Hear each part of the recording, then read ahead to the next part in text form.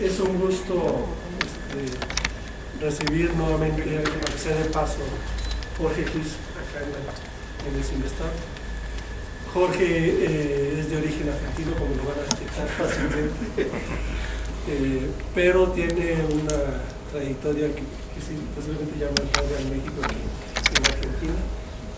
Estudió su licenciatura en física en la UNAM, se regresó a Argentina, terminó su doctorado en la Universidad Nacional de La Plata.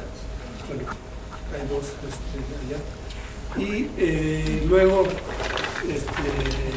se regresó a México, lo tuvimos por acá por un tiempo, unos 10 años o algo así. Pero se aburrió acá en el norte, vio que no había mucha actividad cultural y prefirió mejor regresar a su alma mater. Y desde entonces está en el Instituto de Ciencias Nucleares en la UNAM. Jorge es físico nuclear, entonces él reabrió y con su exilio cerró ese grupo de física nuclear. Nunca hemos tenido éxito en esa especialidad. En cambio, la UNAM en ciencias nucleares pues, tienen un grupo muy fuerte, muy sólido, que ahora andan explorando otras opciones. Ya también se aburrieron de hacer física nuclear, ahora están haciendo computación, información cuántica. Por eso luego invitaremos a que nos platique ya en el departamento de física. Pero como muchos físicos en México les sobra tiempo y entonces en sus ratos libres se ha dedicado a impulsar el programa Pauta, programa Adopte un Talento, que yo creo que está muy cercano a nuestro programa, el espíritu de nuestro programa de desarrollo científico y tecnológico para la sociedad. Entonces, el esquema que nos propuso Jorge va a platicarnos de qué es el programa, lo que han hecho. Ya tiene ya 7 u 8 años de existencia, pero también nos va a mostrar un video de los logros, de sus éxitos con niños, que creo que va a ser muy interesante. Bueno, pues muchísimas gracias, Miguel Ángel, muchísimas gracias a todos los amigos. Siempre para mí es un gusto enorme estar aquí. El CINVESTAB me recibió así a penitas, yo me había doctorado, me abrió sus puertas, aquí inicié mi camino hacia la investigación y realmente siempre he admirado enormemente la enorme generosidad del CINVESTAB, porque yo lo que observo es que cuando uno recorre el país y mira las escuelas de física, tanto las de licenciatura como los posgrados, en su enorme mayoría quienes los han formado y los nutren son egresados del CINVESTAB. Y debo decir que en cambio la UNAM, a donde yo regresé, tiene como un fuertísimo pegamento y es realmente raro que alguien que entra a la UNAM decida salirse para irse a otro lado. Lo cual, como siempre, tiene ventajas y desventajas. Una de las ventajas que debo mencionar es que realmente lanzar un programa totalmente distinto como este ha requerido una combinación de audacia, inconsciencia, muchas ganas de hacer cosas, que eso es algo que aprendí desde que llegué aquí, que vi que muchos de mis colegas estaban todo el tiempo pensando mucho más allá, no solo en su trabajo, no solo en sus clases, en sus artículos, en formar a sus estudiantes, sino que dedicaban mucha energía a pensar más allá.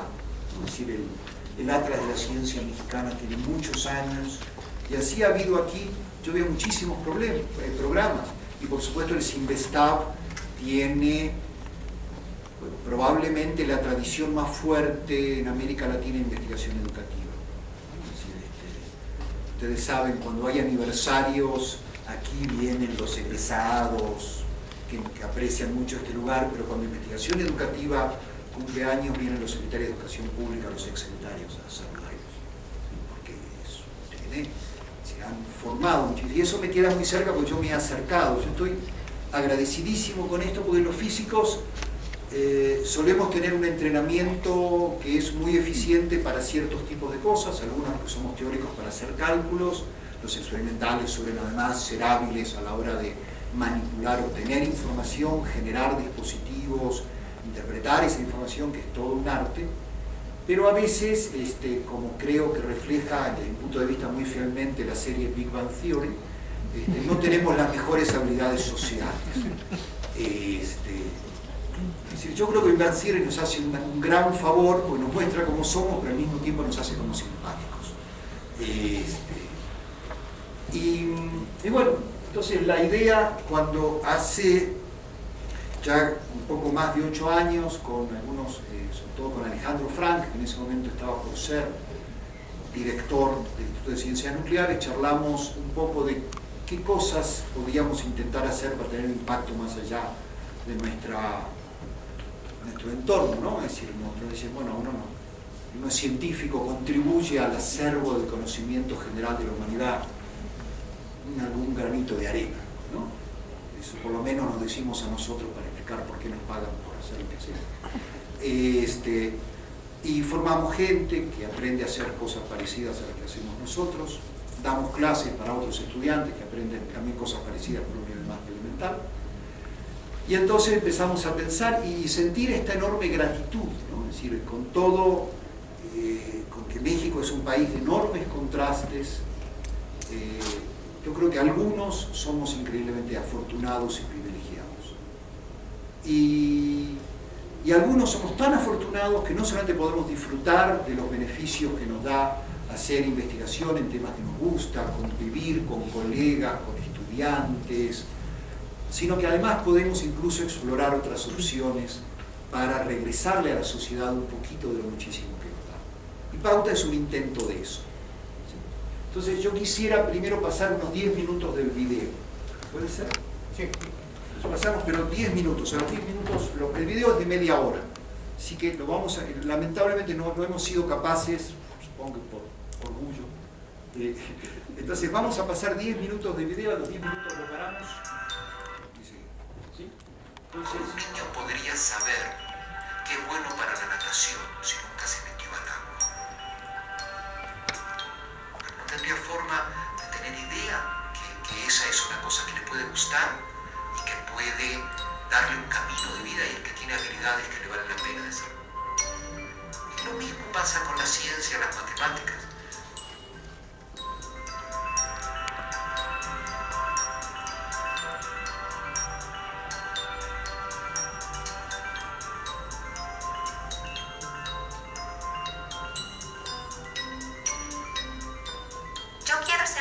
Farmacobióloga. He soñado de ser algún día doctor, pero también me gusta la medicina. Me gustan las matemáticas y las ciencias, pero me gustaría una ingeniería.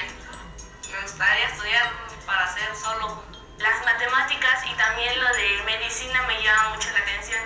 Me gusta la astronomía y la química. Ciencias naturales y matemáticas. La biología marina, entre otras. Y química son los que me importan mucho. Me gusta la ciencia, la geografía.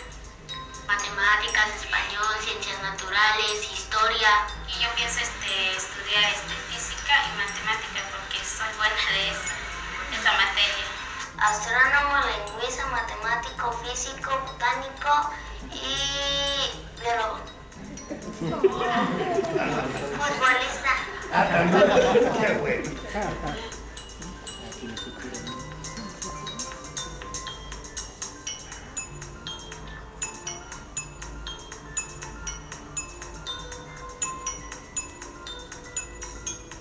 Pauta es un programa que trata de acercar a los niños a la ciencia.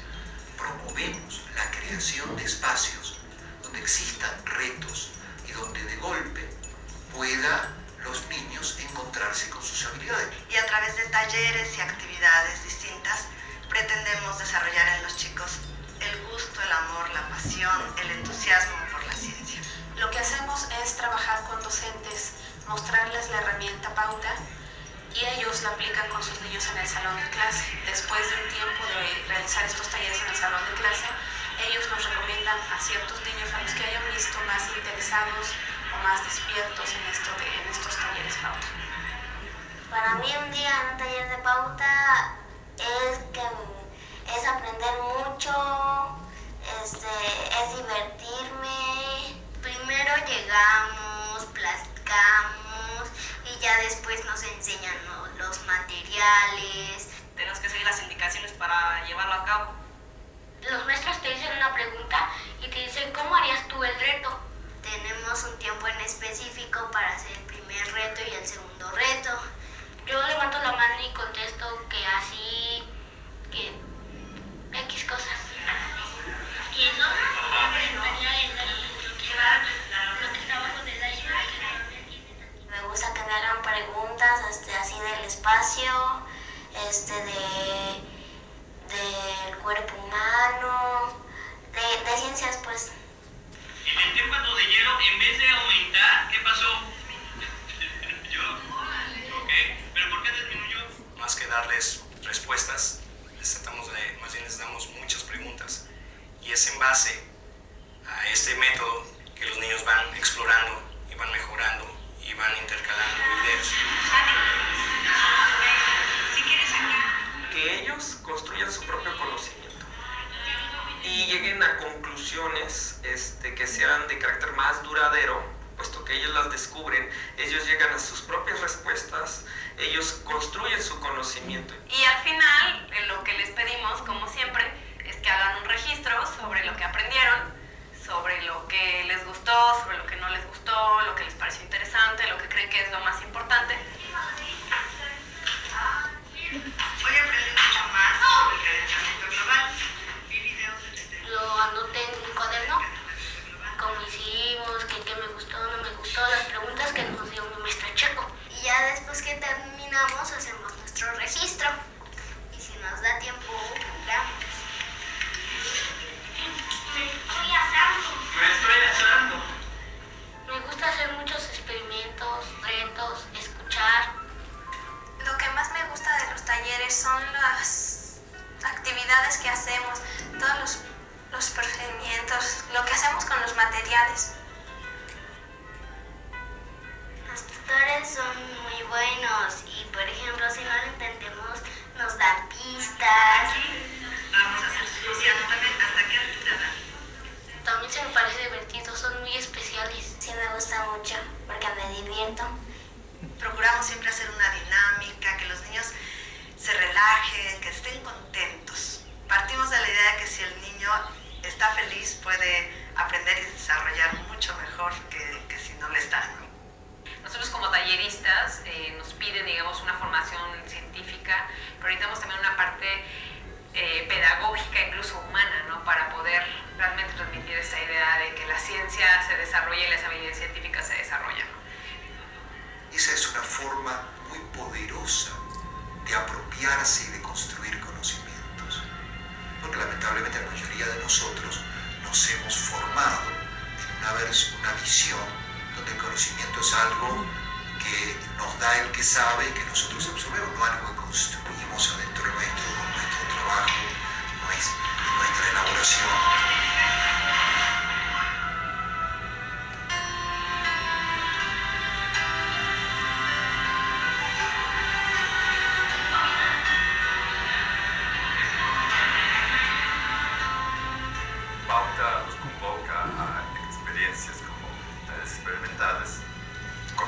Científicos y científicas, construcción de proyectos de investigación, lecturas, visitas a museos y otras experiencias como el concurso de investigación. Queremos que los chicos se acerquen a los investigadores y de alguna forma se desmitificar este aspecto de que la ciencia es solamente para las mentes privilegiadas. Esto es, consideramos, un puente entre los científicos mexicanos y los niños de México.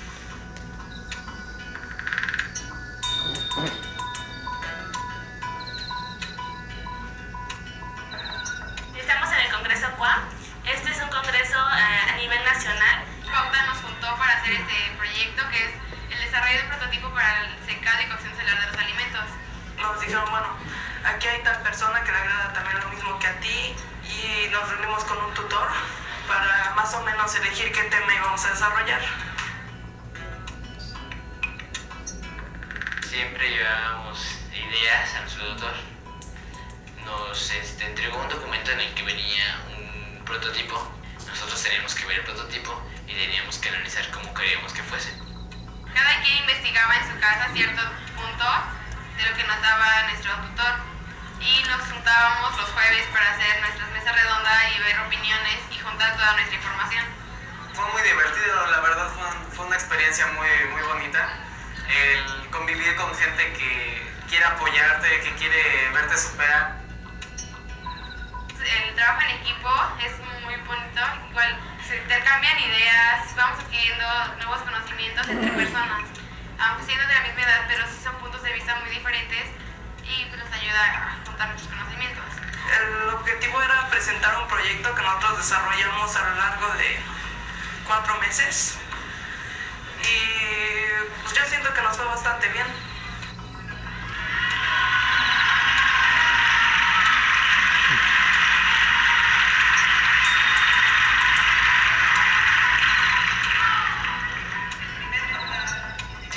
Lo que hicimos y me gustó experimentar. México no es muy grande en ciencias, así que este proyecto nos ayuda a enfocarnos más en ciencias y llevarnos a tener la atención que nos va a ayudar para llegar a ser un científico de aquí de México reconocido.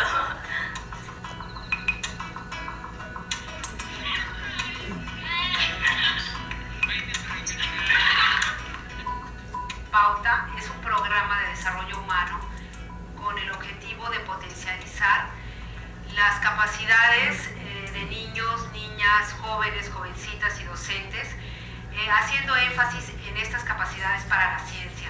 Lo que tratamos de hacer es abrir ese lado tan básico de las ciencias, de la creatividad que existe. Nuestra idea es estar con ellos, acompañarlos hasta que lleguen al momento de entrar a la universidad.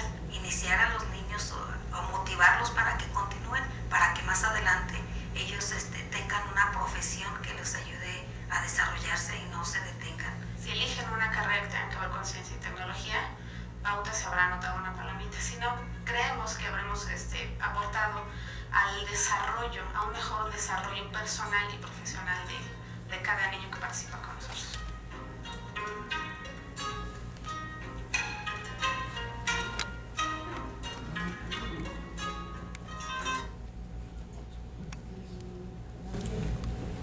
Bueno, a partir de aquí ponemos dos caminos. Uno podría abrir, quizás me gustaría abrir una primera sesión de preguntas. Esto fue como una presentación general del programa.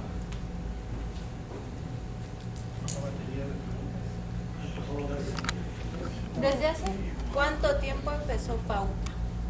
Pauta empezó como un sueño en el 2005. Empezamos a operar como en el 2007.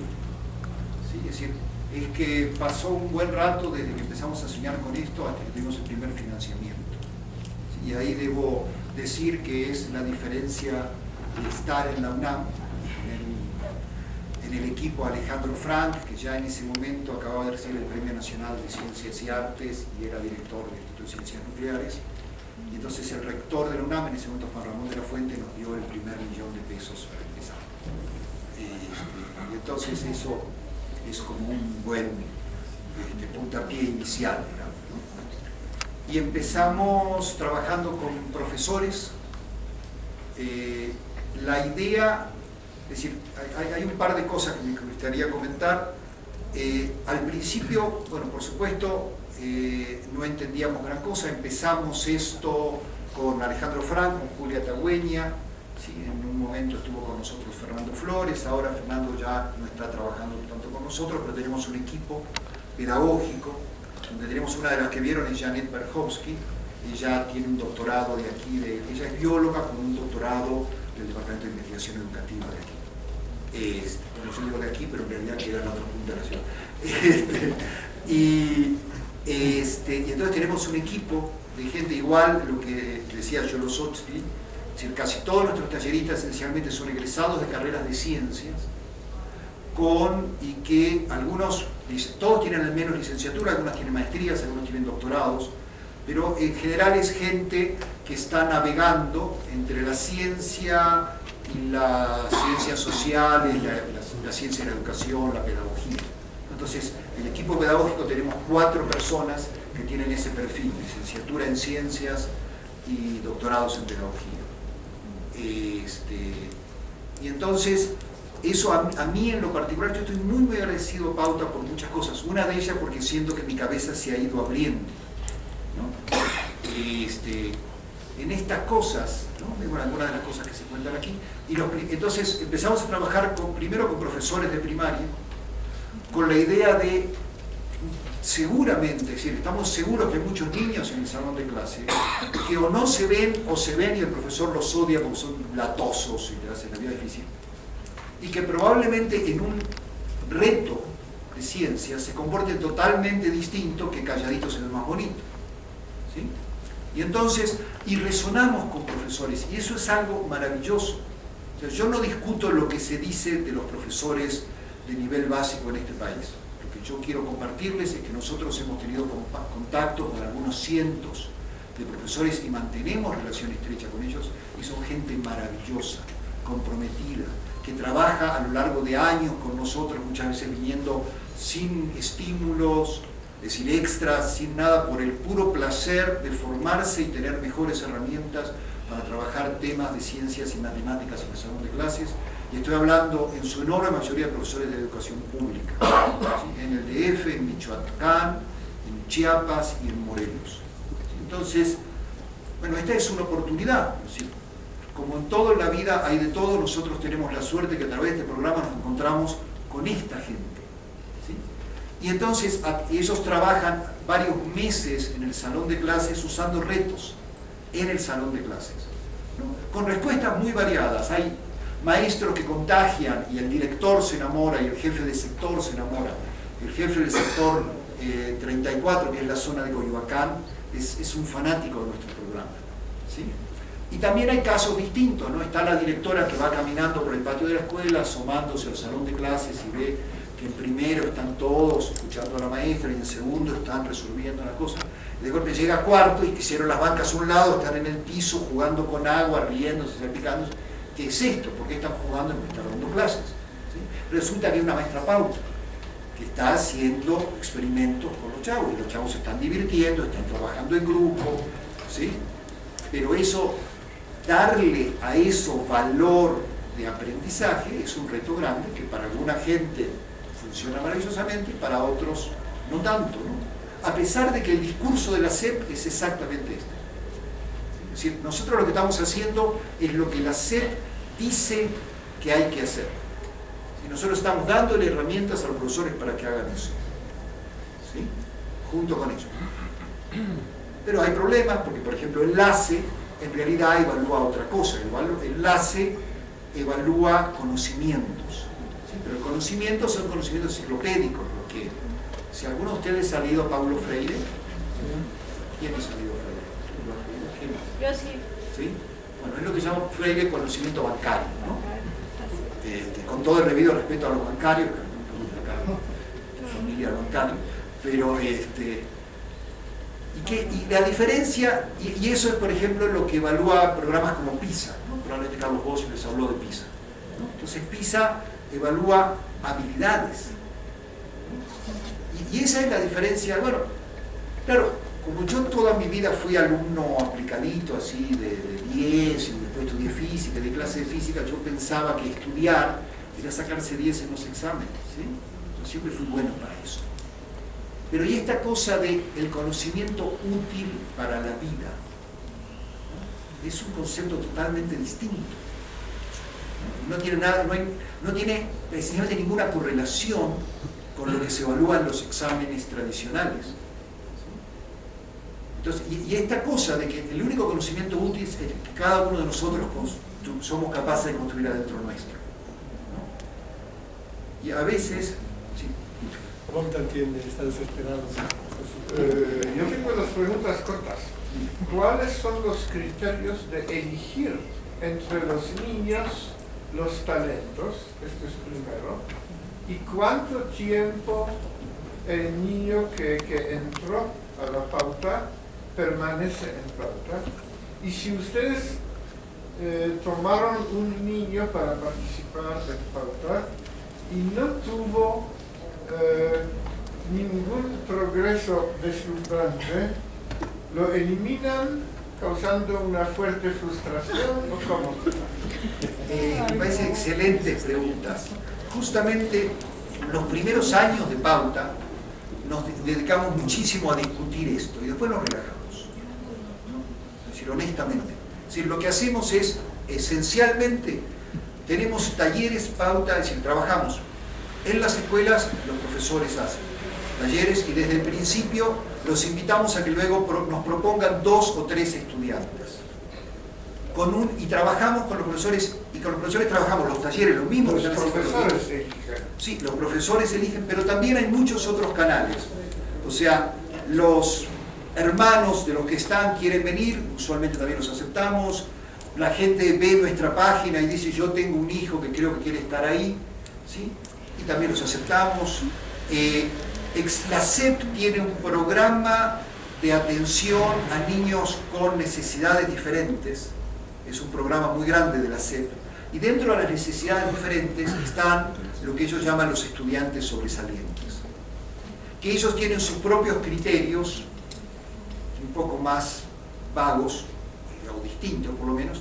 Y entonces en Morelos desde hace 2 años, es decir, el programa de la SEP tiene algunas ideas bonitas. Lo que dice es, en el salón de clases no podemos atender a todos los niños con necesidades especiales. En particular, entonces por ejemplo, a los sobresalientes para las artes, la Bellas Artes tiene en muchos lugares del país escuelas y ellos hacen como una selección de un fin de semana completo y seleccionan chavos con habilidades musicales, estéticas, de diseño, con sus propios criterios.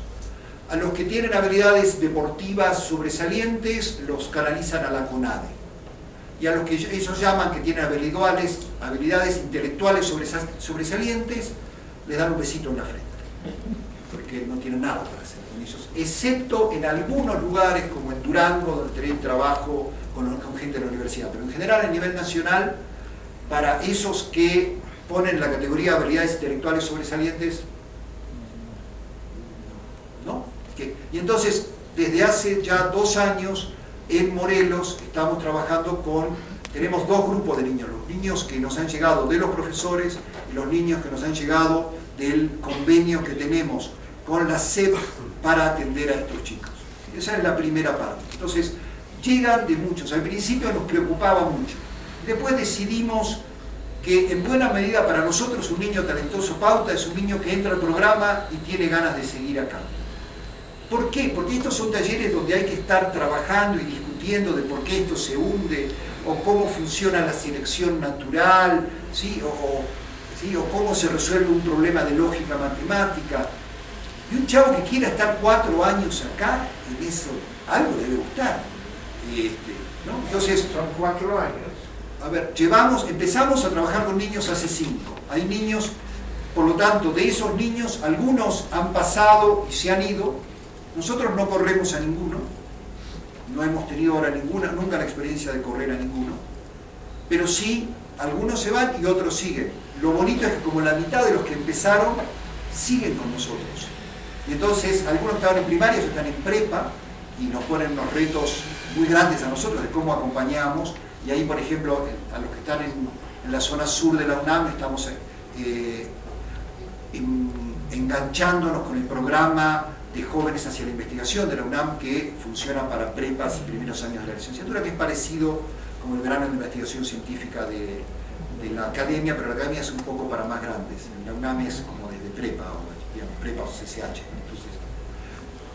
Entonces, lo seleccionamos de muchas maneras y sentimos realmente que el talento es algo que se construye, que depende, es una combinación muy sutil de habilidades que de alguna forma quizás están ahí, de un entorno, de un momento. Lo que es talentoso depende del lugar, del momento, del contexto cultural, social, ¿sí?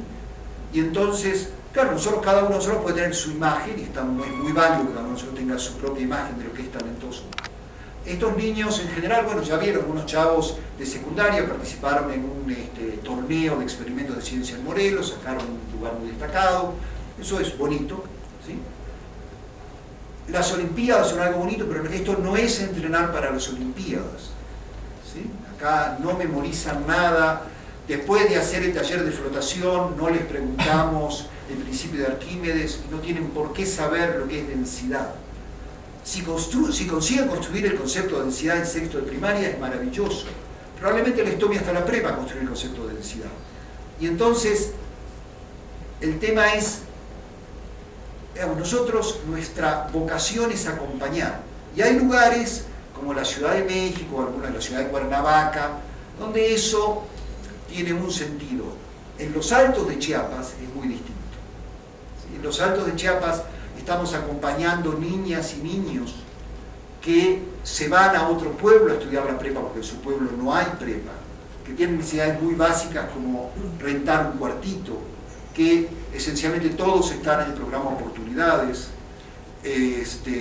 donde las niñas, donde hay una visión social de que una niña de 17 años se quiere casar y tener hijos, ¿no? Y entonces, en ese es un entorno muy distinto. Ahí estamos corriendo un programa precioso con apoyo de la Fundación Santa María, que es una editorial española, que para, no sé quién tendrán niños acá, hay unos libros para niños preciosos, pero además tiene un programa de becas.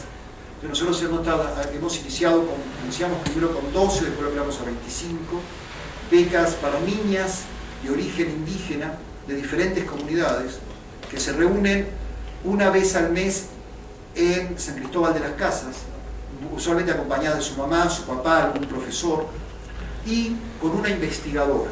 Y hemos llevado investigadoras muy variadas, todas mexicanas, todas mujeres, que dan como dos conferencias. Bueno, dan primero una conferencia sobre su tema de especialidad, que puede ser fisiología celular, puede ser astronomía, y luego conviven, se quedan a cenar con las chavas, con sus mamás, y platican cómo fue para cada una de ellas ser una mujer mexicana y llegar a recorrer ese camino hasta ser una científica destacada y reconocida en México.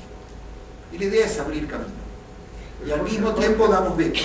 Jorge, pero ¿cómo saben ustedes que efectivamente adoptaron un niño con talento? Sobre la base inicial de los profes de la escuela primaria o secundaria, ¿no? Y después ya no pierden, niño puede quedar cuanto quiera dentro del programa. Entonces, ustedes ya lo seleccionan después.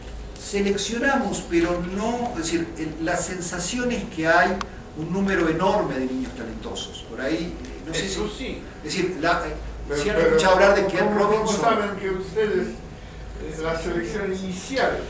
Mira, en general, hasta ahora, por ejemplo, la otra cosa es, muchos papás pueden decir, no, es que mi hijo es un genio. Pero muy pocos papás van a querer llevar a su hijo a un taller de astronomía si el chico va llorando y lo tiene que traer, porque el chico quiere jugar fútbol, ¿sí? O sea, si un niño a los 8 años quiere hacer un taller de astronomía o quiere hacer un taller de biología, ¿sí? Algo debe tener con eso, ¿sí? Y normalmente los talleres involucran retos importantes. De golpe hay niños que son increíblemente, se destacan. O sea, hemos tenido niños de 10 años que están en Pumón y ya saben cálculo diferencial e integral, ¿sí? Y a esos niños lo que les aportamos es la capacidad de socialización. O sea, esos niños están muy aislados en su entorno escolar. Y entonces, eso sería un criterio. Entonces, bueno, pero esos no son los únicos que nos interesan. Si también nos interesan los niños y las niñas que tienen 13 años y son populares, se visten bonitos, salen a bailar. Es decir, todos esos, aunque no se parezcan a Sheldon, igual los queremos. ¿Qué más preguntas? Yo cuando conversaba contigo hace años y con Alejandro, siempre tuve la impresión de que la idea del programa era irse a zonas marginadas, apartadas, buscar ahí niños que tienen más difícil el acceso.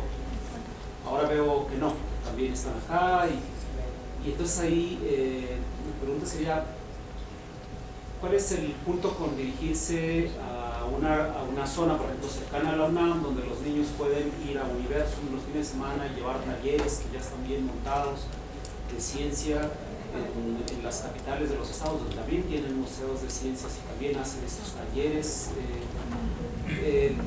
¿Por qué hacer un programa para, me dio la impresión del comentario, para hacer lo que los maestros no están haciendo de la SEP? Porque dijiste es que no está en la SEP, entonces están haciendo ustedes lo que los maestros deberían de hacer o no. A mí como que me está faltando una información así general del objetivo, cuánta gente involucrada, cómo se financian, de qué se trata. Me parece increíblemente pertinente. Una de las maestras de una escuela ahí de Eje 10 y Cerro del Agua, o sea, realmente a 500 metros de la entrada de la ciudad universitaria, nos contaba que ella les preguntaba a sus chicos de sexto año de primaria de qué les gustaría trabajar cuando fueran grandes. ¿Sí? La mitad querían ser choferes de taxi, que es probablemente lo que trabajan sus papás. ¿Sí? En el norte, por algunas zonas del norte, la respuesta suele ser un poco distinta, ¿no? Ahí el narco suele estar en primer lugar, en algunas zonas. ¿Sí? Pero es cierto, si estos son datos anecdóticos, pero que corresponden a historias que ocurrieron. ¿Sí? Entonces, yo creo, a mí me gusta decirlo así, es decir, la educación en México en los últimos 100 años ha tenido unos logros gigantescos. ¿Sí? Por lo menos como yo lo veo, en 1920 México tenía 20 millones de habitantes, 10 millones eran analfabetas. En el 2010, 2012, 110 millones de habitantes y del orden de 3 millones de analfabetas. Entonces, haber multiplicado la población por más de 5 y haber reducido al mismo tiempo el analfabetismo del 50% al 3% es un logro increíble. Es decir, es un logro que históricamente se parece a lo que pasó casi todo el resto del mundo, no es que solo México lo hizo, pero México lo pudo hacer. Y en los últimos años ha venido ocurriendo. Es decir, en este momento en casi todos los pueblitos, por más chiquitos, hay una escuela o al menos un salón de clases, con una maestra. ¿Sí?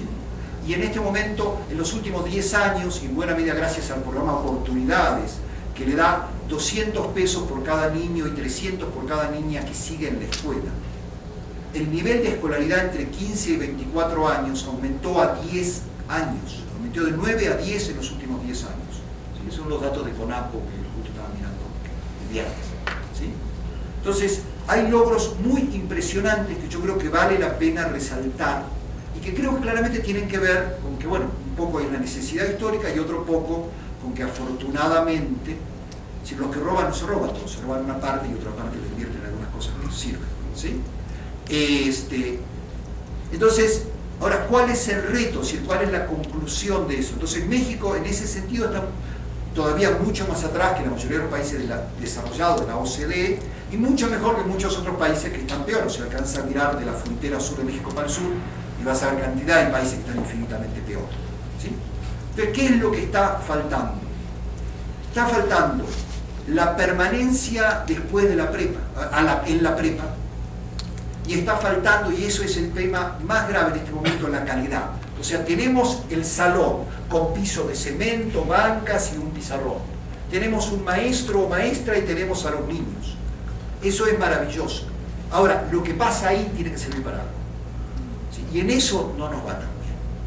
Es decir, PISA nos dice que 50% de los muchachos de 15 años formados en el sistema educativo son analfabetas funcionales, esencialmente, son analfabetas científicos, están en los niveles 0 y 1 de 6, que quiere decir incapacidad básica para entender un texto.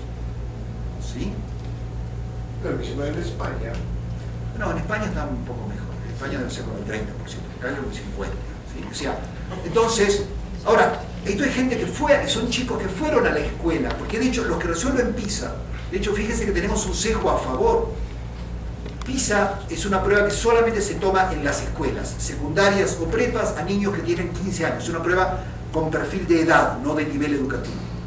Y es una prueba de habilidades, ¿no? Una prueba de habilidades en matemáticas, en tu lengua materna y en ciencias, desarrollada en cada país por expertos locales para tratar de disminuir al máximo el sesgo local, aunque México es un país tan variado que seguramente hay un montón de sesgos más locales que todavía actúan mucho, ¿sí?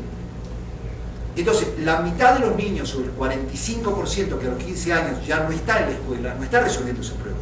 Estamos hablando de la mitad buena. Es decir, de los que siguen en la escuela a los 15 años, que son como 50, 55%, la mitad están pasando de noche por la escuela. Eso es un problema gravísimo. ¿Sí? Y entonces, el reto para nosotros es ayudar a los profesores, ¿sí?, a hacer esto. Y por otro lado, estoy totalmente de acuerdo con una de tus conclusiones. Si México fuera, el sistema educativo mexicano fuera como el de Finlandia, Pauta sería totalmente innecesario. Es decir, ojalá en 10 años o en 20 años, digamos, ya, este programa hay que cerrarlo porque ya no se necesita más. ¿Sí? Ahora, en este momento, en la Ciudad de México y a pocas cuadras de la UNAM, las maestras les ponen a los niños a hacer palotes. ¿Sí? Y mientras eso siga ocurriendo, ¿sí?, yo siento que esto de todos modos viene a... Es decir, hay una necesidad enorme, y los profesores, hay una avidez enorme de los profesores, de los niños, de los padres por este tipo de alimentación, por este tipo de espacios de crecimiento. Yo estoy totalmente convencido de que todas las escuelas de México deberían funcionar así, y que todos los maestros deberían tener los recursos, sobre todo los recursos de formación, los recursos humanos, para hacer este tipo de cosas. Porque esto no es, digamos, en general nuestros talleres son increíblemente sencillos y se hacen con material que se consiguen en la tiendita, ¿sí? O en la tiendita, en la palería, además. Ahora vas a tomar varias preguntas. Tengo primero un comentario y dos preguntas.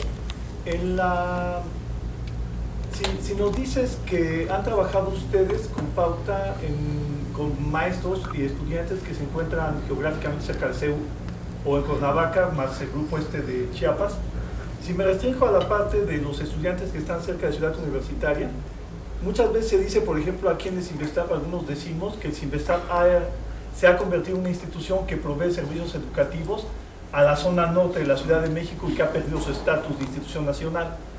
En el caso de ustedes, son una organización, veo que son una asociación civil, que está apoyada por la UNAM, por la Academia de Ciencias, Mexicana de Ciencias. No se ha restringido esencialmente a proveer servicios en la periferia de Ciudad Universitaria.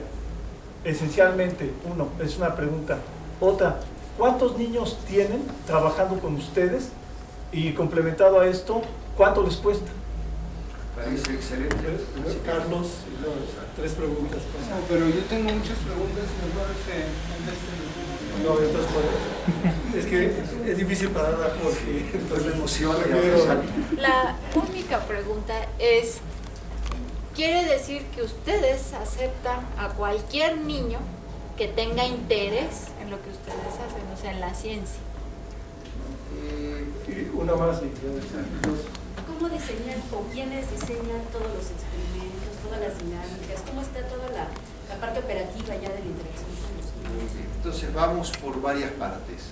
Esencialmente, a la hora de asistir a los talleres, sí.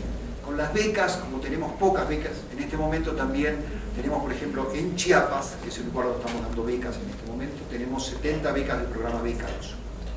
Entonces, para esas becas, por ejemplo, requerimos de un apoyo fuerte de sus profesores. Entonces, ese es nuestro criterio. Los profesores están con ellos, son gente que ha trabajado en Chiapas, hemos formado comunidades, es decir, ahora últimamente le hemos tomado el nombre, que en realidad es un nombre ya conocido, que se llama Comunidad de Práctica, ¿sí? Entonces son grupos de docentes que se reúnen una vez al mes a discutir, a formarse con nuevos talleres y también a discutir sus experiencias, a compartirlas. Entonces son profesores que comparten mucho ya de esta visión. Entonces no tenemos por qué pensar que nosotros o nuestros talleristas somos increíblemente más listos. Con el programa de la SEP se hizo un programa especial de observación, un tallerista cada 3 niños llevando un registro muy detallado de habilidades, ¿no? Y queremos y estamos tratando de ver cuánto evolucionan esas actividades. O sea, creo que tiene que ver con algo de lo que tú preguntabas. ¿Qué tanto el programa, además de ser entretenido, porque les dicen que les gusta, de ser atractivo, porque una parte de ellos persiste a lo largo de los años, realmente enriquece las habilidades de razonamiento, de argumentación, de negociación, de trabajo en grupo, de creatividad, que consideramos que son las habilidades centrales que el programa quiere desarrollar. O sea, hemos trabajado, y eso tiene que ver con la otra pregunta. Les decía, tenemos un equipo pedagógico formado por estos 4 doctores en pedagogía que tienen formaciones en química o en biología, ¿sí? Y uno en física, no, uno en matemática, tenemos uno en matemática, y esos equipos diseñan desde las guías que los talleristas llenan de observación de los muchachos, de los niños y las niñas, y otra parte de ese equipo diseña las nuevas actividades.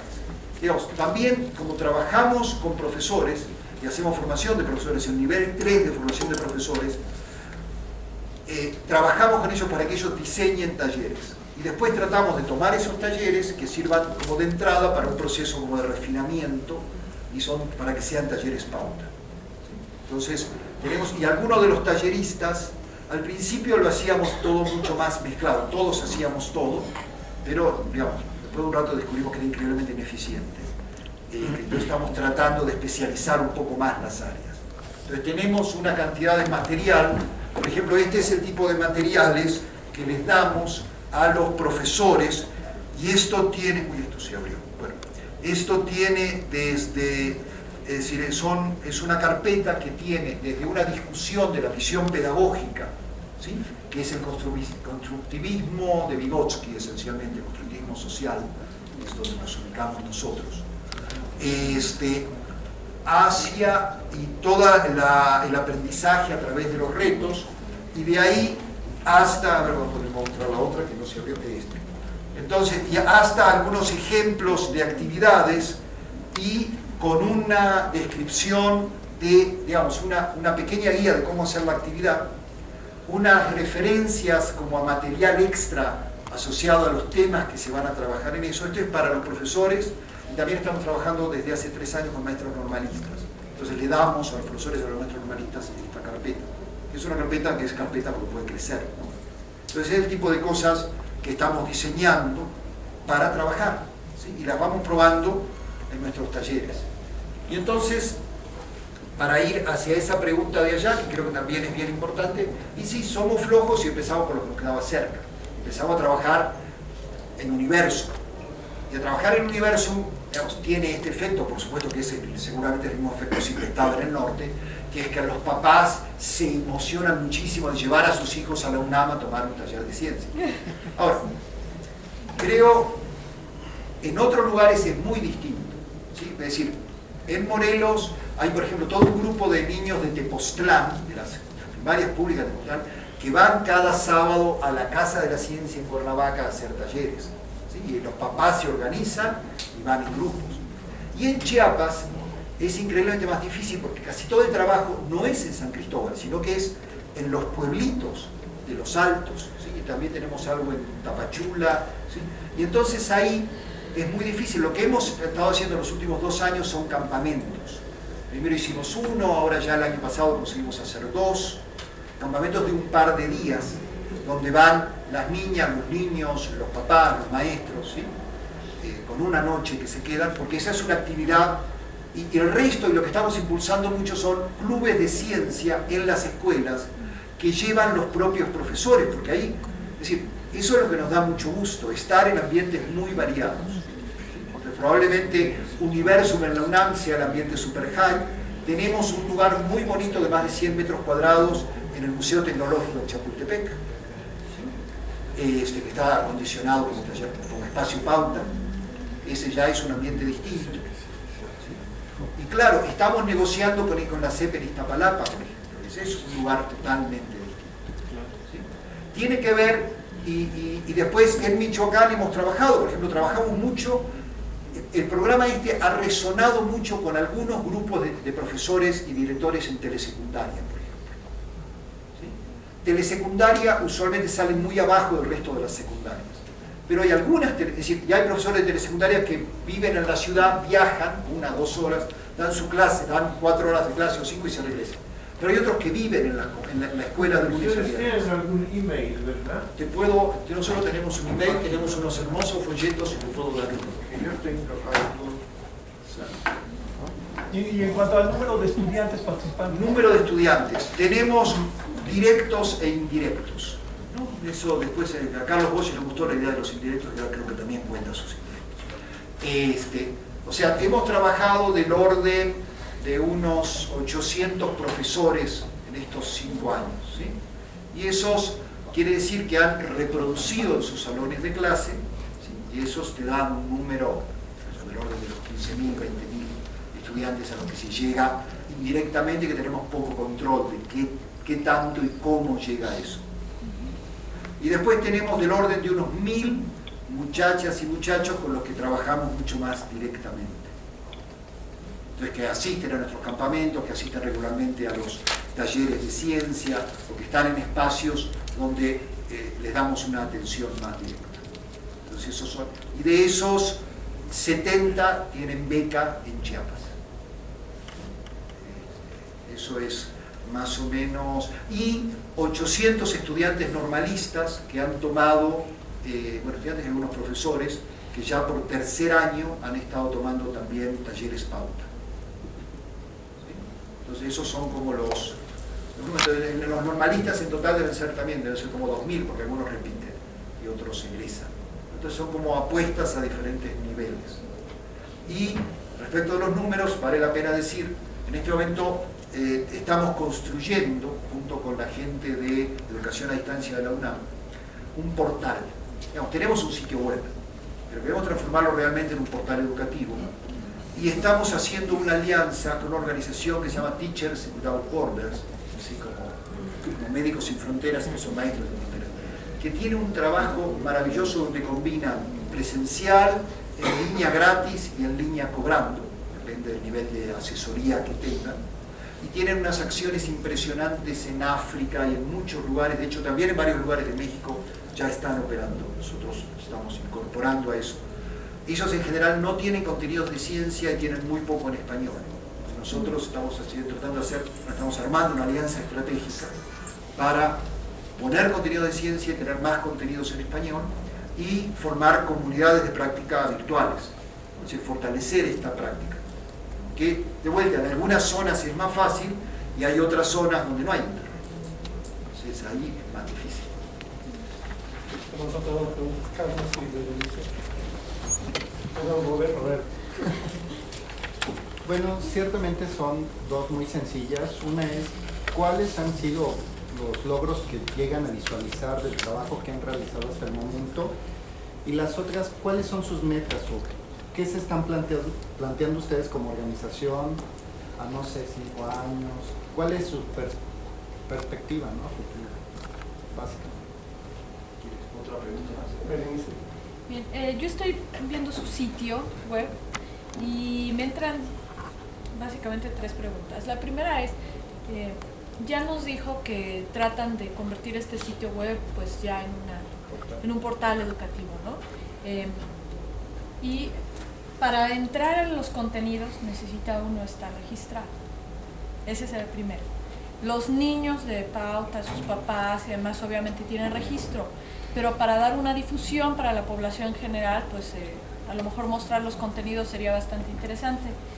La segunda es, ¿por qué no aprovechar las tecnologías de información y comunicaciones para extender su programa? A lo mejor es difícil llegar a comunidades, pero pues al tener una comunicación con esta vía a lo mejor no van a entregar las becas, pero sí se pueden poner aquí los experimentos para que los profesores interesados pues puedan acceder a ellos y buscar los materiales en la tiendita. Y la tercera es que aquí yo veo que hay varias formas de participar en pauta, ¿no? Ustedes están buscando apoyos económicos, supongo, para las becas y demás, y también están buscando gente que esté interesada en participar como parte de talleristas o que ponga un espacio, ¿sí? Nosotros, como Sinvestap, ¿en qué les ayudamos? Ponemos un espacio, no sé, o sea, es que hay que buscar, ¿no? Para que no estén nada más en el sur de la ciudad, junto al universo. Sur y oriente, pero el norte sería maravilloso. Qué bueno. A ver, tu pregunta era... Las metas que han logrado. Las metas, eso, está bien, entonces sí se engancha maravillosamente. Sí. Perdón, justamente lo de Teachers Without Borders es eso, es poder hacer más comunidad virtual, o sea, tiene que ver justamente con los objetivos, ¿no? Y nos preguntaban los números y nos preguntaban el financiamiento. Pues nuestro financiamiento, tenemos en este momento un equipo de 40 personas más o menos trabajando en Pauta, de las cuales 10 están de tiempo completo y el resto son de medio tiempo. Casi todos los talleristas en general son de medio tiempo, muchos están haciendo un posgrado, alguna otra cosa y trabajan como 20 horas a la semana en Pauta.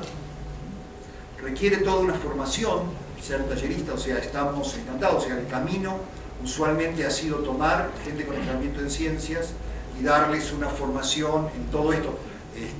Como decía hay uno de los talleristas, en esto de plantear preguntas, ¿no? Esta frase de que las preguntas abren y las respuestas cierran. Es decir, algunos de nosotros fuimos educados y tendemos a repetir, a mí me pasa, un modelo de dar respuestas, ¿no? Y pensar que la gente aprendió cuando sabe repetir la respuesta usando las palabras que yo le dije, otras muy parecidas. Y esto el proceso de enseñanza-aprendizaje abriendo preguntas, y más preguntas, es como una forma muy distinta, ¿no? Claro, no es el tipo de cosa que te entrena para resolver exámenes, pero te sirve para muchas otras cosas. Entonces, justamente la de las habilidades, está, digamos, en eso estamos trabajando, esa es la idea, y eso tiene que ver, ¿no? Es decir, al principio pensamos mucho en crecer a muchos otros estados, y ahora tenemos como dos caminos para crecer. Hemos trabajado y hemos presentado el programa y tenemos una colaboración muy estrecha con el nivel directivo de la Secretaría de Educación Pública a nivel federal en atención a estudiantes sobresalientes. Pero el esquema es muy peculiar porque la Secretaría Federal, ellos diseminan, o sea, distribuyen el dinero, pero ellos no lo administran los estados. Y los estados deciden con qué quieren. Entonces nosotros hemos ido a una reunión con todos los responsables estatales y las responsables nacionales a contarles de Pauta y a decirles, y además porque en este momento es el momento en que deciden en qué van a usar el dinero 2012. Es decir, claramente, tenemos algunos dineros que usamos un poco cruzados para apoyar otras cosas, pero claramente es limitado. Y entonces, en esto con la CEP estamos tratando de hacer como dos alianzas explícitas. Una es repetir esta experiencia en Morelos. Es decir, en Morelos estamos haciendo acompañamiento. Entonces tenemos los dos programas en paralelo, los que corremos con los niñas y niños que llegan desde los profesores y los que nos llegan institucionalmente de la CEP identificados por el sistema interno de la CEP como sobresalientes intelectualmente. ¿Sí? Y bueno, y con esos vamos trabajando.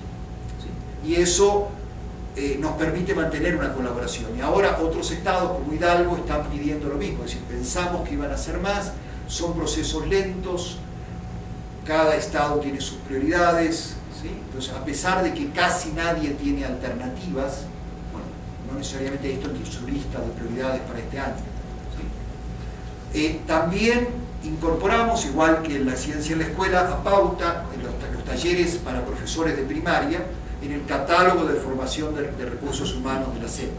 Entonces, los diferentes estados pueden tomar estos talleres, ¿sí?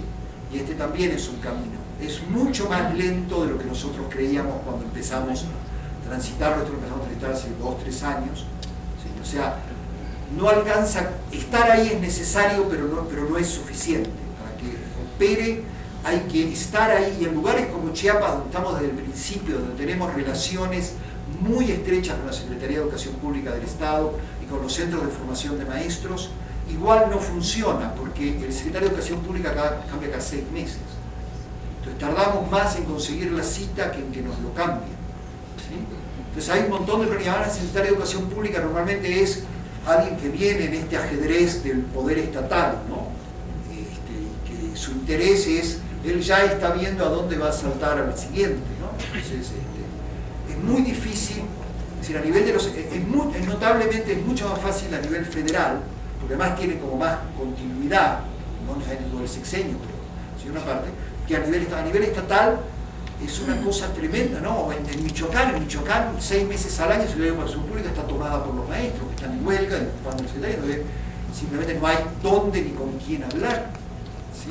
Entonces, sin hablar de las zonas de Michoacán, donde hace 3 años íbamos y ahora ya no vamos, porque los maestros nos dicen, no vengan, esto está demasiado peligroso, ¿sí? Entonces, no, hay una cantidad de retos de vivir donde vivimos y cómo vivimos, ¿no? Entonces, nuestro sueño es llegar a ser un programa nacional que tenga una íntima relación con la Secretaría de Educación Pública y con una gran parte de la comunidad científica, que construyamos muchos canales en los cuales a nivel personal, pero también a nivel virtual, es decir, eso es algo que hemos soñado desde el principio y ahora sentimos más cerca de construir, ¿no? Donde se puedan dar muchos tipos de tutorías, asesorías. Hemos pensado en filmar ciertos experimentos y subirlos a YouTube con la liga, ¿no? Así como ya hacen en otros sitios, ¿no? Como para, es decir, tener muchas formas de alimentar esto. Entonces esto es como estamos funcionando. Claro, digamos, esto fluctúa un poco a nivel de los financiamientos que recibimos en estos últimos 3 años.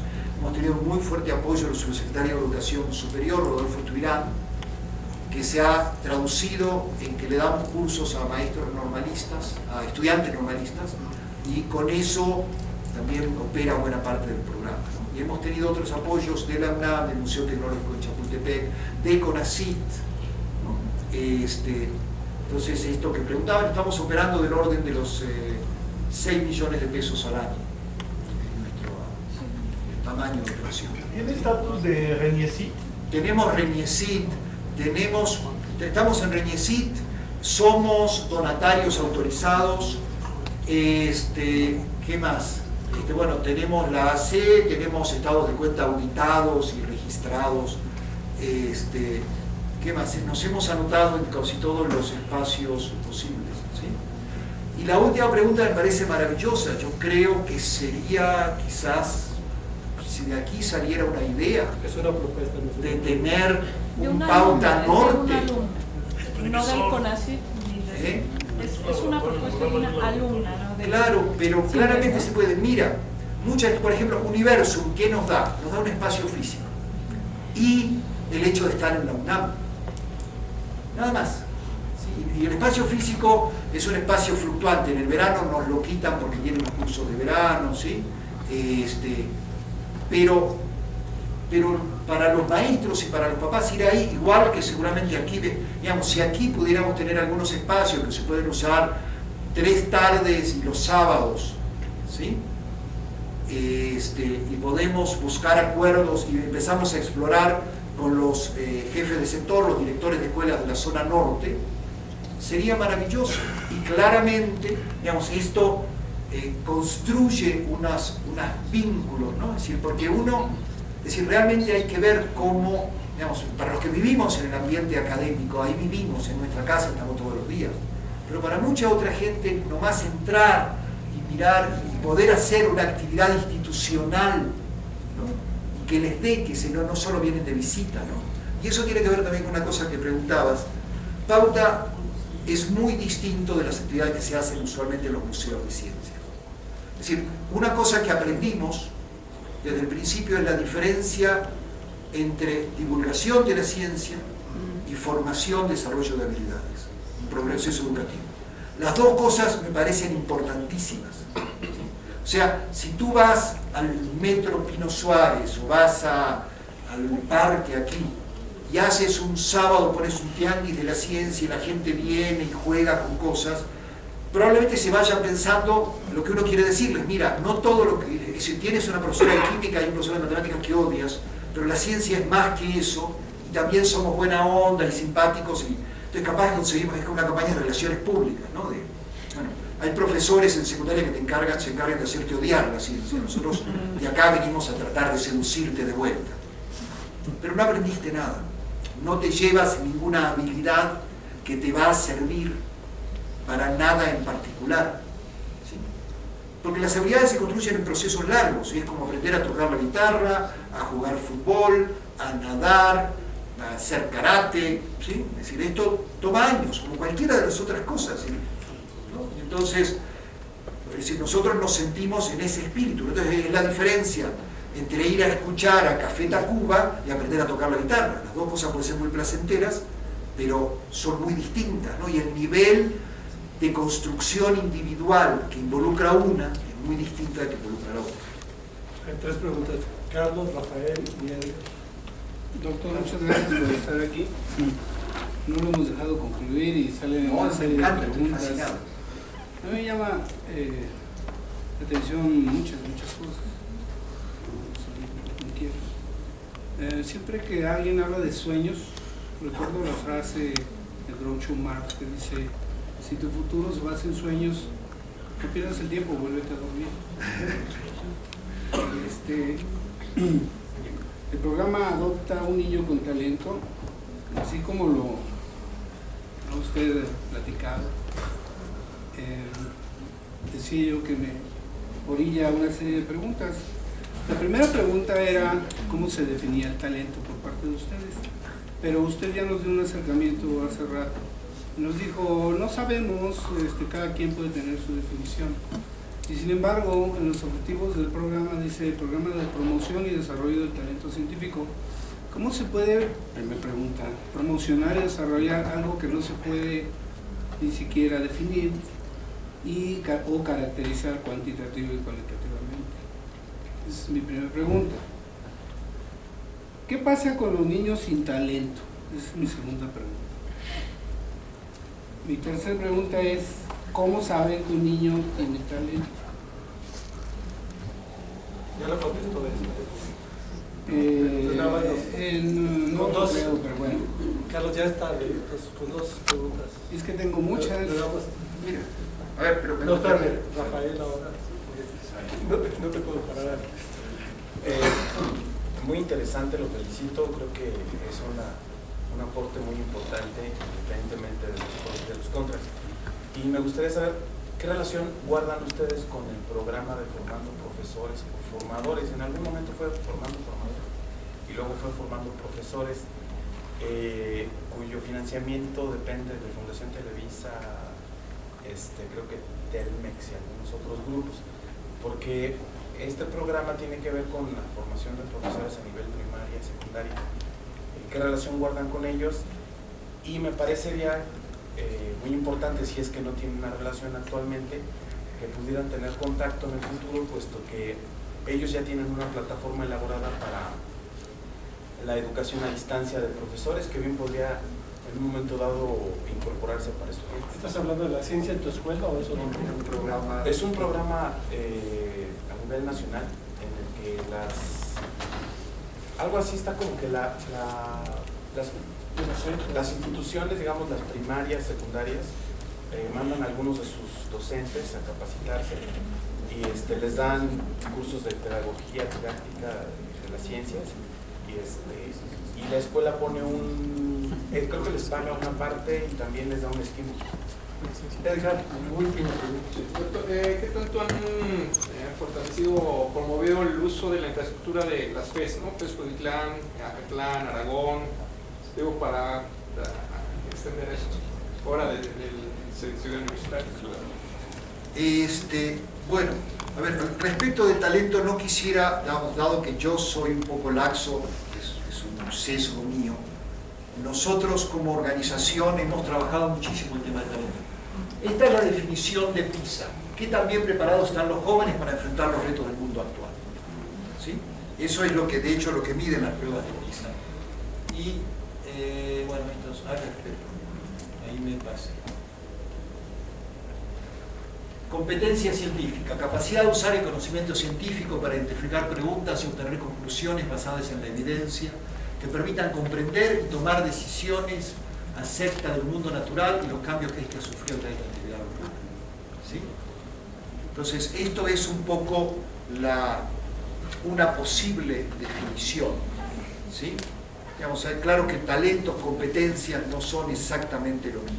¿Sí? Y observamos, tenemos una serie de indicadores, ¿sí?, que tienen que ver, que nos interesan mucho. ¿Sí? Entonces, esta es el tipo de indicador. ¿Sí? Entonces, es decir, esta es como la forma en que nosotros abordamos el tema del desarrollo de habilidades para la ciencia. Y creo que tu pregunta me da pie para algo que es muy importante y que creo que había omitido. Nosotros en Pauta desde el principio pensamos en dos palabras eje: equidad y excelencia. ¿Sí? Pensamos que la equidad, la pregunta que tú hacías, y los niños no talentosos, tiene que ver con que trabajamos con los profesores. Los profesores reproducen estos retos en el salón de clases. ¿Sí? Entonces, nosotros queremos llegar a todos. Ahora, todos son 25 millones, ¿sí?, de estudiantes de nivel básico en México. Entonces, son todos gigantescos. ¿Sí? Pero bueno, en cada escuela, nuestra primera aproximación es que los talleres Pauta lleguen a todos los niños. ¿Sí? Ahora, más allá, es una combinación de muchos factores, ¿no? Es decir, yo siento que en cada escuela debería haber torneos de fútbol, en cada escuela debería haber coros, y en cada escuela debería haber clubes Pauta. ¿Sí? En general, en las escuelas públicas no hay ninguna de estas cosas, ¿no? Entonces se ha abandonado la enseñanza del deporte, se ha abandonado la enseñanza de la música y se ha abandonado, es decir, y termina siendo una cosa de entrenar en algunos conocimientos mínimos. Creo que la escuela, incluso la primaria en México, viene regresando, ¿no? Es decir, en los 70s, cuando se da el salto a la cobertura prácticamente total en primaria, se hace al precio de poner doble turnos en las escuelas. Y entonces, en los 70s, en muchas escuelas primarias, había en el otro turno, en el horario que no había clases, había un montón de actividades complementarias que quizás algunos las conocieron o vivieron. Y eso se quitó para tener una mayor cobertura. Entonces, bueno, se consiguió tener cobertura prácticamente universal. En este momento los niños que no tienen cobertura esencialmente son hijos de migrantes. Digo que es una fracción grande, es 2-3%, ¿no? Y hay algunos intentos, éxitos mezclados, ¿no?, para atenderlos. Pero prácticamente todos los niños que viven en un lugar fijo tienen acceso a la educación básica. ¿Sí? Pero entonces, y ahora están regresando las escuelas de horario extendido y las escuelas de tiempo completo. Ya están regresando, ¿sí? Porque como la población ya no crece tan astronómicamente como antes, tan exponencialmente, ¿sí?, y como hay más infraestructura, entonces hay más oportunidades. Y entonces Pauta viene a proponer algo en el momento en que esto está siendo propuesto. O sea, además, bueno, es decir, yo creo que somos parte, es decir, no somos los únicos, ni estamos acá en el desierto predicando y nadie nos escucha. No, no, este es un discurso que viene de muchos lados. Y entonces, la visión de talento tiene que ver con muchas componentes, ¿sí? Estas competencias. Y entonces esto es un poquito que tenía que ver también con los objetivos y cómo atender este tema, ¿sí?, del talento. Ahora, realmente, como consideramos, o sea, un poco siguiendo a Renzulli y con la visión de Vygotsky, de que el talento no es, o sea, más allá de los ejemplos puntuales y la historia, ¿no?, de tal niño genio y tal otro que a los 10 años demostró su primer teorema, ¿sí? Es decir, mucho más es decir, el talento depende no solamente de las condiciones del entorno, sino de lo que nuestra propia comunidad considera talentoso. ¿Sí? Es decir, lo que es talentoso es totalmente una construcción histórica, social de cada lugar. ¿Sí? Entonces, nosotros lo que estamos tratando de impulsar es esto de que, bueno, las habilidades para la ciencia también son un talento que te puede abrir un camino en la vida. Entonces, Pauta intenta acercarse con esa posición a los jóvenes, ¿no? Y claramente, digamos, hay un problema muy grande. Nosotros estamos tratando de aportar, ¿no? Es decir, es un reto muy grande hasta qué escala podemos llegar. Es decir, claramente la idea del portal tiene una ambición de empezar a poder crecer no por factores de 2, sino por órdenes de magnitud, ¿sí?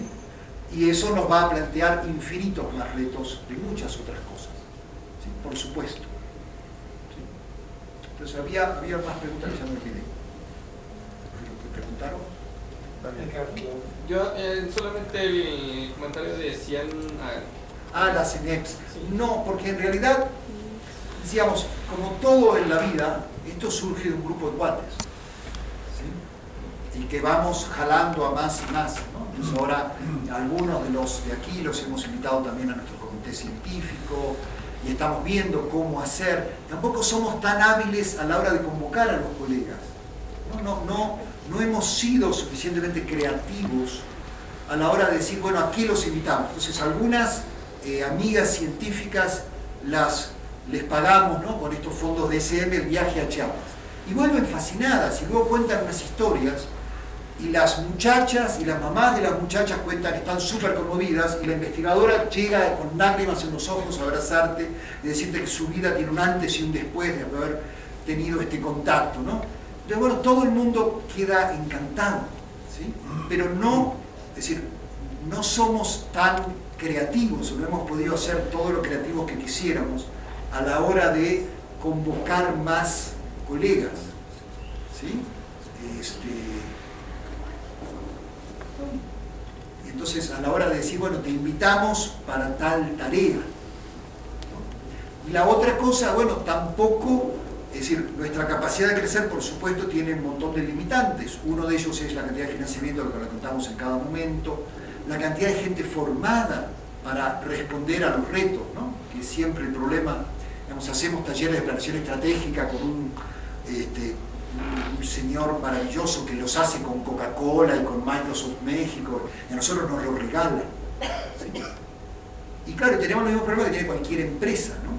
O sea, si no tratas de crecer mucho, pues te vas a quedar ahí, pero al mismo tiempo te aterra crecer, porque tal si te piden el triple lo que puedes dar y queda mal con todo el mundo, ¿no? Bueno, ese dilema que todos tienen, nosotros también lo tenemos.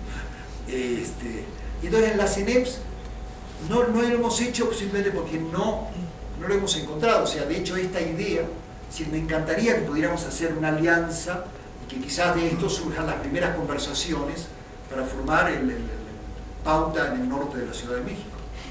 Sería maravilloso. Ya eso sería. Bueno, creo que ya es tarde. Yo tengo dos comentarios, una pregunta, pero como siempre, primero le hago propaganda al seminario de la próxima semana. Vamos a tener de invitado a otro colega unameño, en este caso es el doctor Rafael Loyola Díaz, del Instituto de Investigaciones Sociales, es experto en sociología de la ciencia, algo más cercano a nuestro programa de doctorado. Él tiene un modelo para evaluar las políticas públicas de ciencia y tecnología, que nos va a explicar. Él también es un colega de recién ingreso a nuestra planta de investigadores del programa de STS. Ya participado. Entonces no es tan de nuevo ingreso, pero no lo hemos tenido tan frecuentemente en el norte de la ciudad. Entonces, mis dos comentarios son muy locales, pero creo que sí ya lo pudieron haber percibido. Cuando Jorge estuvo acá en nuestro departamento de física,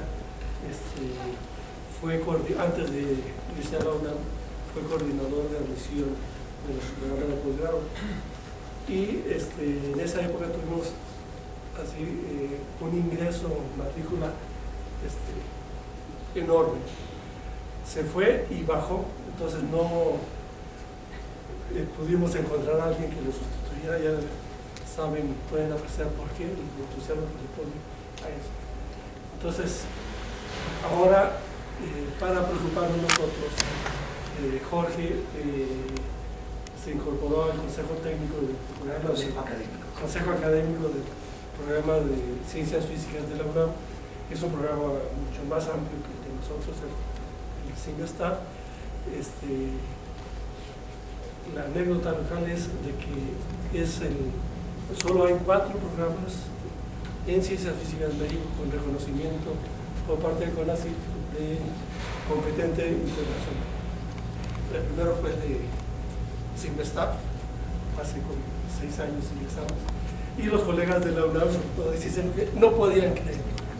¿Qué tiene de especial la gente de ese programa que no tengamos nosotros?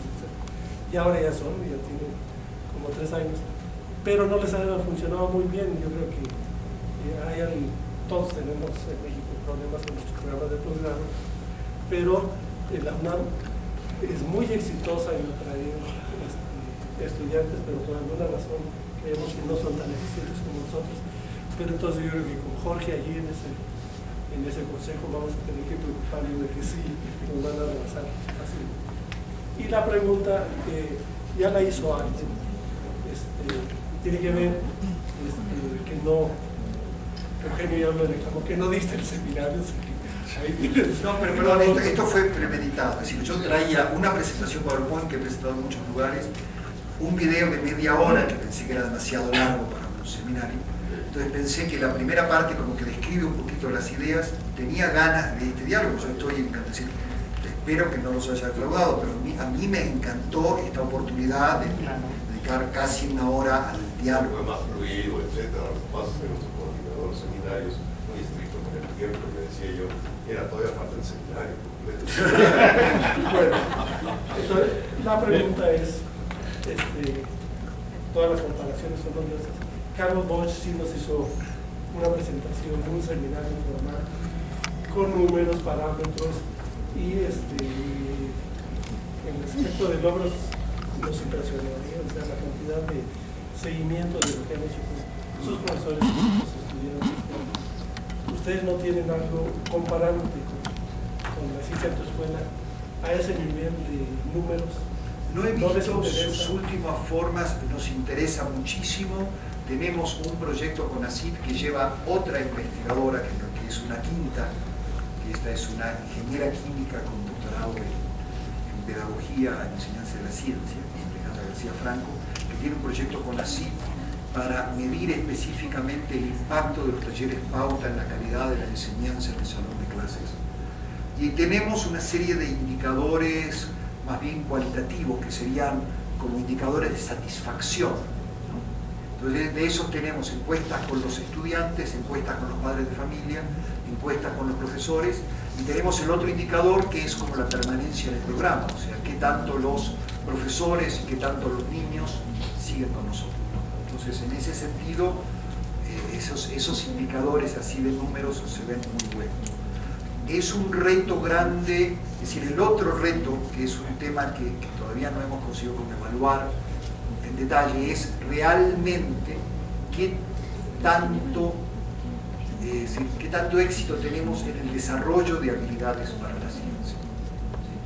¿Sí? Ese es un tema de largo plazo, donde hay que medir y hay que tener poblaciones control, entonces de ahí no tenemos todavía información. También la ciencia en la escuela tiene unos años más que nosotros, o sea, tiene más posibilidades por ahí de ver. Entonces lo que tenemos es información un poquito anecdótica, pero no una numerología. ¿Qué es la diferencia entre un matemático y un físico y un También, pero también en el hecho de que por él pasan, los profesores toman 1 o 2 años por ahí y se van, y él tiene, y aquí se quedan. ¿Sí? Se quedan los profesores, se quedan los niños, entonces nuestra capacidad de crecer es muchísimo más limitada, porque es decir, nosotros tenemos un costo por cada taller que damos, por cada niño que está en los talleres, no les cobramos a los niños, no les cobramos a los profesores, pero entonces necesitamos, digamos, que alguien pague. Y eso me acordaba, nosotros hemos hablado con Fundación Televisa, de hecho Alejandro se reunió con Claudio Betis González, y lo que tenemos es relaciones con Bécalo, pero no con ese programa. ¿Sí? Con Fundación Slim hablamos mucho, hablamos con la hija de Carlos Slim, que es la presidenta de la Fundación Slim. No tuvimos demasiado eco en su momento, ¿sí? Pero estamos volviendo y volviendo. Es decir, en México las fundaciones mexicanas no son sencillas. Es decir, En ese sentido, por ejemplo, con Kellogg tenemos aspiraciones más grandes. Lo mejor que tiene propaganda, por si alguien más se interesa. Tienen aquí, estos folletos son para llevar, y estas carpetas, y esto es lo que les damos a los profesores, y este es nuestro manual operativo. O sea, esta es nuestra guía, y lo que trabajamos, esto es cómo se construye un centro pauta. Para quienes quieran hacer su centro pauta. No, claro, digamos, trabajar con nosotros, pero esto es, digamos, esto sí es el tipo de cosas que sí hemos podido sistematizar, o sea, no tenemos esa numerología, pero sí tenemos este tipo de cosas que son como la sistematización de los procesos. Entonces, este nos costó 2 años de trabajo. Pero, por supuesto, está cambiando, seguramente tiene muchas cosas que ya están desactualizadas, porque esto está vivo, ¿no?